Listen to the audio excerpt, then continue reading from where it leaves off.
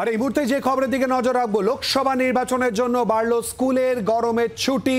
6 মে থেকে 2রা জুন পর্যন্ত ছুটি থাকবে স্কুলে। 19 এপ্রিল থেকে রাজ্যে লোকসভা ভোটের প্রথম দফা। আরো বিস্তারিতভাবে জানবো, সঙ্গে রয়েছে আমাদের প্রতিনিধি শ্রেয়সী গঙ্গোপাধ্যায়। শ্রেয়সী, কি জানা যাচ্ছে? দেখো, তোমাকে যেটা জানিয়ে রাখি যে গরমের ছুটি যে নির্ধারিত দিন থেকে করার কথা ছিল তার থেকে কিন্তু আগেই গরমের ছুটি পড়ছে, এবং সেক্ষেত্রে মূলত যে লোকসভা নির্বাচনের কথা মাথায় রেখে এই সিদ্ধান্ত, যেটা হচ্ছে যে আগে যেটা ছিল যে 9 মে থেকে গরমের ছুটি পড়বে, সেটা পড়ছে 6 মে থেকে, এবং সেই ছুটি চলবে হচ্ছে 2 জুন। হিসেব অনুযায়ী যদি দেখা যায় তাহলে আগে যেটা স্থির ছিল যে গরমের ছুটি সেটা কিন্তু 10 দিনের ছিল, কিন্তু এই মুহূর্তে কিন্তু সেটা বেড়ে 22 দিনের হলো, অর্থাৎ মোট 12 দিন গরমের ছুটি বাড়লো, এবং সেটা মূলত কিন্তু লোকসভা নির্বাচনের কথা মাথায় রেখে।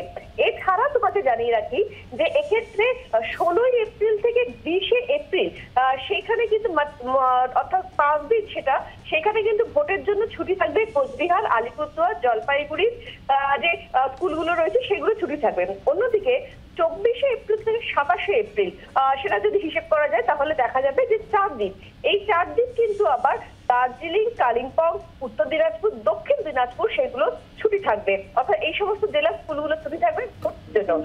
এছাড়া সার্বিকভাবে রাজ্যের সমস্ত স্কুলে কিন্তু ছুটি পড়ে যাচ্ছে 6 মে থেকে, এবং স্কুলগুলো খুলবে 2 জুন। ধন্যবাদ শ্রেয়সী।